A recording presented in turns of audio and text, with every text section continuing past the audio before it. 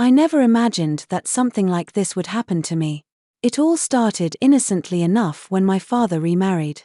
My stepmom, Sarah, was kind, always making sure everyone was comfortable in her new role. However, I couldn't deny that there was an odd tension between us from the beginning, something unspoken. At the time, I brushed it off as normal awkwardness between a teenager and a new parental figure. Little did I know, the weight of it would grow into something much darker. It began when I stayed home one weekend while my dad was away on a business trip. Sarah and I had always had a pretty decent relationship, nothing out of the ordinary. But that weekend, there was an eerie stillness in the air. She'd started acting differently, more distant, but also strangely attentive in a way I couldn't quite place. Then, one evening after dinner, she invited me into the living room.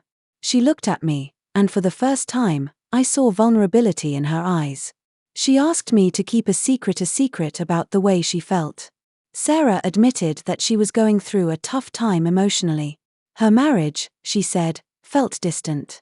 She felt emotionally abandoned by my dad. The more she spoke, the more I could feel the burden of her words, the pain behind them. It was then that she made the request. "I need you to help me, to understand me in a way no one else does," she said, her voice soft but edged with a tension I couldn't ignore. "You're the only one who gets me." That moment shattered everything I thought I knew about relationships.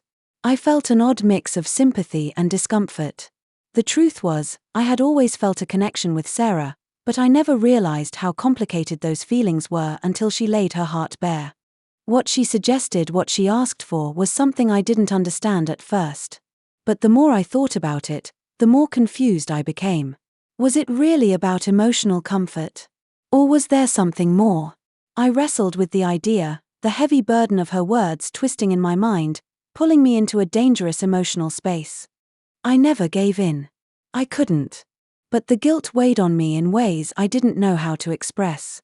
Over time, I realized that the emotional attachment Sarah had to me was not just about seeking comfort, it was about something deeper, something that threatened to tear our family apart if the secret came to light. As the weeks passed, I found myself drifting further into confusion. My stepmom, Sarah, and I never spoke of that night again, but the unspoken tension lingered like a fog in the house. Every time she looked at me, I could feel her eyes lingering, and I couldn't shake the uncomfortable sensation that we were both pretending nothing had happened. Every word, every smile felt like it carried a hidden weight, a secret we both refused to acknowledge. I tried to convince myself that it was just a fluke, that it was a one-off moment of weakness from Sarah. But the truth was, I couldn't stop thinking about it. There was a strange pull, an emotional attachment that had formed between us, and it made everything else feel off. It wasn't just about the secret. It was about the way my feelings for Sarah had started to shift, how my mind began to interpret things that had once been innocent as potentially loaded with deeper meaning. I couldn't tell if I was being paranoid or if she was still subtly seeking something from me. One afternoon, a few weeks later, I was sitting in the living room doing homework when Sarah came in.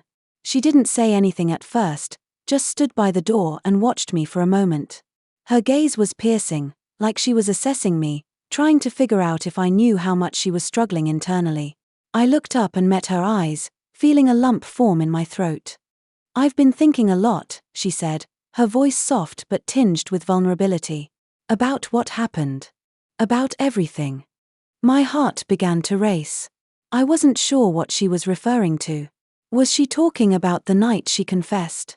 Or something else? My mind was spinning, and my stomach twisted in knots. I set my pencil down slowly, trying to calm my nerves. "I'm sorry if I made things weird," but she continued, walking closer. "I didn't know who else to talk to. I feel so lost right now, and I don't know who I am anymore.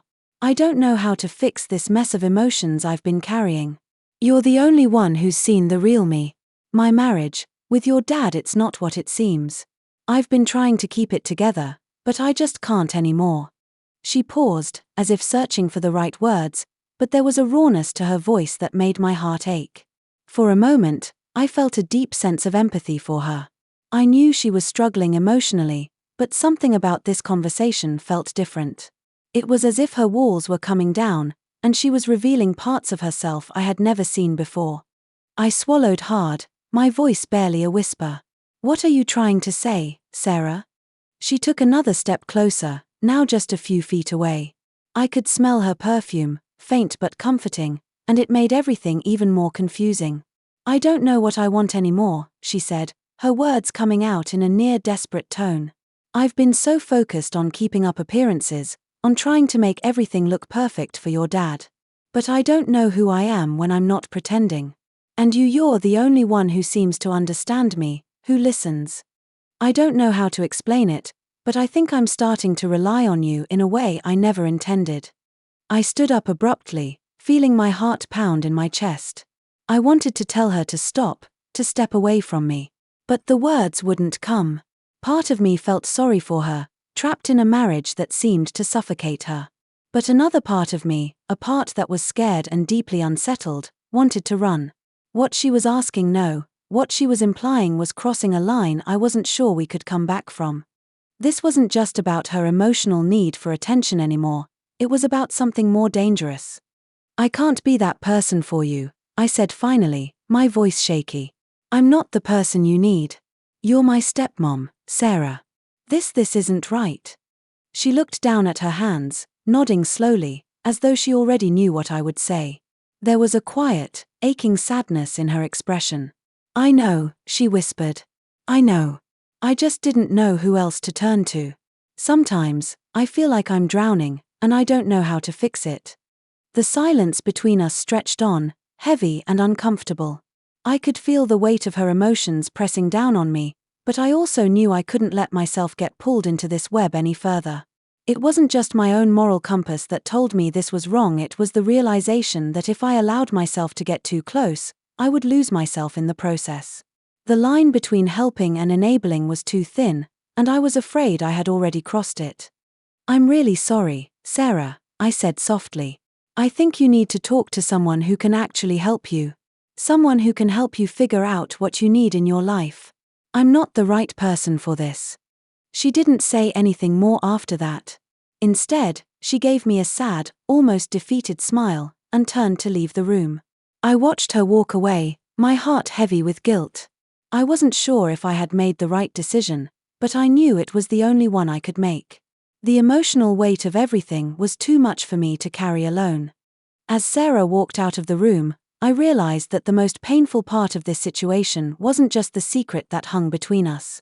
It was the fact that we were both stuck in a web of unspoken emotions, trying to navigate feelings that didn't belong, trying to make sense of a connection that was never meant to happen.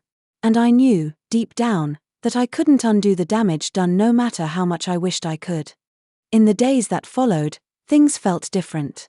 We never spoke of that conversation again, but the emotional strain was palpable. I could sense that Sarah was still struggling, still carrying the weight of her unspoken desires. And I, too, carried the burden of knowing things I wasn't supposed to know, feelings I wasn't supposed to feel. But the truth was, our relationship, my father's marriage, had already been altered in ways we could never reverse. The emotional cost of that moment would follow us both, shaping the way we interacted for years to come. It wasn't just about infidelity in the traditional sense, it was about the emotional betrayal that happens when trust is broken, when someone asks for something they can't have, and when the heart is divided between duty and desire. It was a lesson in how relationships, even those meant to be safe and loving, can turn into complicated, tangled webs of emotion that no one can untangle easily.